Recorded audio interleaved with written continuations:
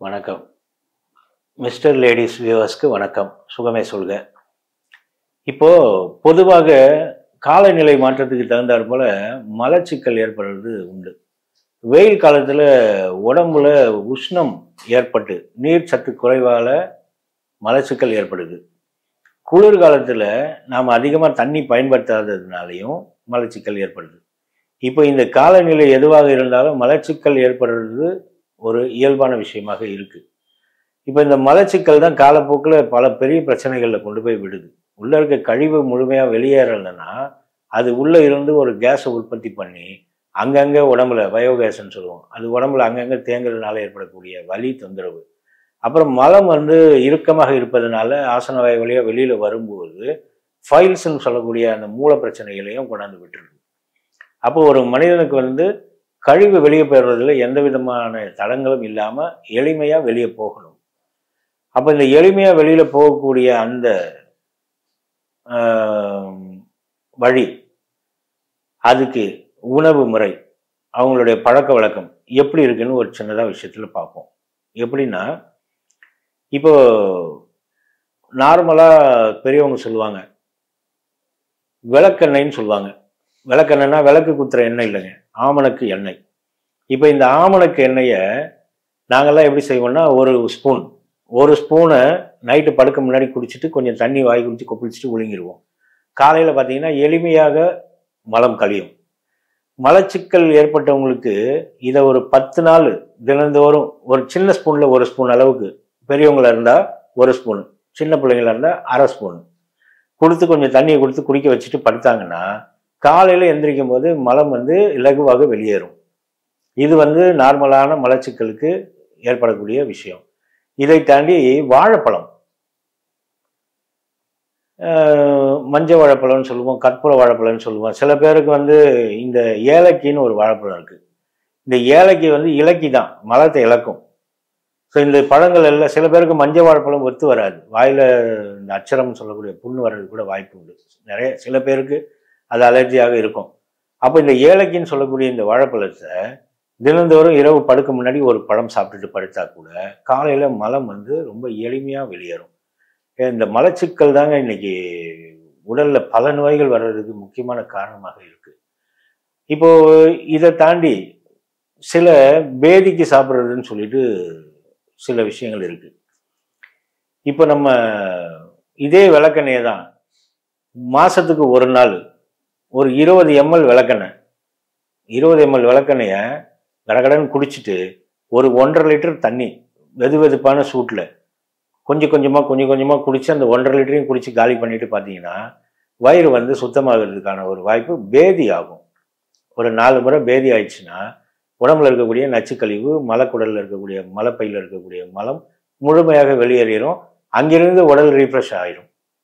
இதை தாண்டி ஒரு வாரத்துக்கு இல்லை மாசத்துக்கு ஒரு முறை கூட ஒரு 18 மணி நேரம் உண்ணாவிரதம் இருக்கணுங்க, வயிறு காயப்படணும். இப்போ ஒற்பொழுதுன்னு சொல்லுவாங்க. முன்னோடி இருக்கவங்கெல்லாம் எப்படின்னா வாரத்துக்கு ஒரு நாள் உண்ணாவிரதம் இருப்பாங்க. அதாவது எப்படி சொல்லுவாங்கன்னா, வெள்ளிக்கிழமையோ செவ்வாய்க்கிழமையோ இன்னைக்கு விரத நாட்கள்னு சொல்லி ஒரு நாள் ஒரு பொழுது மட்டும் உணவு எடுத்துப்பாங்க. இப்போ மத்தியானம் 1 மணிக்கு சாப்பிட்றாங்க, இதோட மறுநாள் காலையில தான் சாப்பிட்றாங்க. இடையில ஒரு 18 மணி நேரம் இடைவெளி விடுறாங்க. இந்த இடைவெளி விடுற நேரம் என்ன ஆகுதுன்னு கேட்டிங்கன்னா, நம்ம உடம்பு இருக்கிற செல்கள் எல்லாமே ரீஃப்ரெஷ் ஆகுது. ஒன்று. ரெண்டாவது, மலப்பை சுத்தமாகி மீண்டும் அங்கே மலம் சேர்றதுக்கோ மலம் வெளியேறதுக்கான சூழ்நிலையை ஏற்படுத்தி கொடுக்குது. அப்போ இந்த உணவு பழக்கத்தில் கிடைக்கிற நேரமெல்லாம் சாப்பிட்டுக்கிட்டு இருக்கிறதுங்கிறத விட வேணுங்கிறத மட்டும் சாப்பிட்டுட்டு ஒரு 15 நாளைக்கு ஒரு முறையோ இல்லை ஒரு மாதத்துக்கு ஒரு முறையோ கூட நீங்கள் அந்த விரதம்ங்கிற ஒரு விஷயத்தை கடைபிடிச்சிங்கன்னா, நீங்கள் எந்த மாதிரியான விரதமும் அது பேர் கூட வச்சுக்கோங்க, ஆனால் உண்ணாமல் இருக்கணும், அவ்வளோதான் கணக்கு. ஒரு மாதத்துக்கு ஒரு நாள் கூட ஒரு 18 மணி நேரம் கணக்கு பண்ணி சாப்பிடாம இருந்தீங்கன்னா அந்த 18 மணி நேரத்தில் ராத்திரி நேரம் கூட வரலாம். இன்னைக்கு மத்தியானம் சாப்பிடுங்க, நாளைக்கு காலையில் சாப்பிடுங்க, நடுவில் 18 மணி நேரம் கணக்கு வந்துடும். அது மாதத்துக்கு ஒரு நாள் எடுத்துக்கிட்டிங்கனாலே உங்கள் உடம்பு ரொம்ப ஸ்ட்ராங்காகவும் உள்ள கழிவுகள் தேங்காமல் வெளியேறதுக்கான அருமையான ஒரு வேலையை அது செய்யுது. இப்போ இந்த மலச்சிக்கல் ஏற்பட்டவங்களுக்கு அவங்களுடைய ஆசன வாயில இவ்வளோ உள்ளுக்குள்ள ஒரு வர்ம புள்ளி இருக்குங்க. நீங்கள் சின்ன குழந்தைகளுக்கு பாட்டிகள் மலம் கழிச்ச பிறகு அந்த குழந்தையுடைய ஆசன வாயை கழுவி விடும்போது நாங்கள் பார்த்துருக்கோம். எங்கள் பெற்றவங்கெல்லாம் செஞ்சுருக்காங்க. இந்த எங்கள் பிள்ளைங்களுக்கெல்லாம் செஞ்சுருக்காங்க, நாங்கள் பார்த்துருக்கோம். காலில் இப்படி குப்புரை போட்டுட்டு குழந்தையை அவங்களுக்கு கால் கழுவி விடுறதுன்னு சொல்லிட்டு இந்த ஆசன வாயை கழுவும்போது ஆசன வாய்க்குள்ளே இந்த விரலை லேசாக உள்ளே விட்டு இப்படி கழுவுவாங்க. அப்படி கழுவும் போது என்ன ஆகுதுன்னா அந்த வர்மப்புள்ளி தூண்டப்படுது. அது தூண்டப்பட்ட உடனே அவங்களுக்கு மலச்சிக்கலே வர்றதில்லைங்க. இப்போ நம்ம கூட மலம் கழிச்சிட்டு கழுவும் போது நம்மளுடைய இடது கையில் விரல்களை வச்சு கழுவும் போது கொஞ்சம் அழுத்தி உள்ள கழுவுனோம்னா, முக்கியமாக மோதிர விரல்ல அழுத்தி கழுவும் போது நமக்கு அந்த உள்ள இருக்கக்கூடிய அந்த வர்மப்புள்ளி ஆக்டிவேட் ஆகிட்டு மலம் இலகி வெளியே போகிறதுக்கு அது வழிவிடுது. ஒன்று.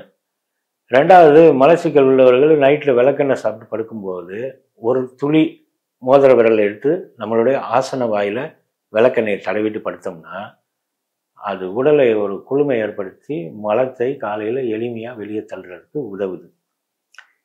இதெல்லாம் ஒரு நேரத்தில் இயல்பான பழக்கமாக இருந்தது. தொப்புளை சுற்றி எண்ணெய் வைக்கிறது, உச்சந்தலையில் எண்ணெய் வச்சிருக்கு, வாரத்துக்கு ஒரு நாள் ஆயில் பார்த்து எடுக்கிறது, இதெல்லாம் நம்மளுடைய வாழ்நாள் பழக்கத்தில் இருந்தது. இப்போ நமக்கு வேலை நிமித்தமாகவும் கால சூழல்லையும் நாம் அதையெல்லாம் கைவிட்டதுனால இந்த மருத்துவங்கள் எல்லாம் எடுக்க வேண்டிய சூழலை ஏற்பட்டுருது. அட்லீஸ்ட் இந்த உணவில் இந்த பழக்கத்தையாவது அந்த வர்மப்புள்ளி ஆசன வாயில் இருக்கக்கூடிய வர்மப்புள்ளியை இயக்குவதன் மூலமாக உங்களுடைய மலச்சிக்கல் பிரச்சனையை தீர்த்துக்குவாங்க. இந்த மலச்சிக்கல் பிரச்சனையை தீர்வதனால உடல்ல பல பிரச்சனைகளை நீங்க இயல்பாகவே தீர்த்துக்கலாம். சரி, இப்போ டயபெட்டிஸ் பேஷண்ட், சுகர் உள்ளவர்கள், நமக்கு மலச்சிக்கல் ஏற்படுது, நம்ம வாழைப்பழம் சாப்பிடலாமா அப்படின்னு ஒரு கேள்வி வரும். வாழைப்பழம் சாப்பிடலாம். மறுபடியும் சொல்றேன், ரத்தத்தில் இருக்கக்கூடிய சர்க்கரைக்கோ நாம உண்ணக்கூடிய பழத்துக்கோ எந்த தொடர்பும் சம்பந்தமும் இல்லை. அப்போ இந்த வாழைப்பழத்தை எப்போ சாப்பிட்றது? ராத்திரி உணவுக்கு பிறகு படுக்க போகிறதுக்கு கொஞ்ச நேரத்துக்கு முன்னாடி சாப்பிட்டுட்டு நல்லா வாய் கொப்பளிச்சுட்டு படுத்துக்கிட்டோம். இது டயபெட்டிஸ் பேஷண்ட்டுமே எடுத்துக்கலாம். இந்த வாழைப்பழத்தை ஒரு நாளைக்கு ஒரு வாழைப்பழம் சாப்பிட்டா போதுமானது. இதுவிலே உங்களுக்கு மலச்சிக்கல் நோய் முழுமையாக சரியாகும். சுகமே சொல்க. வணக்கம்.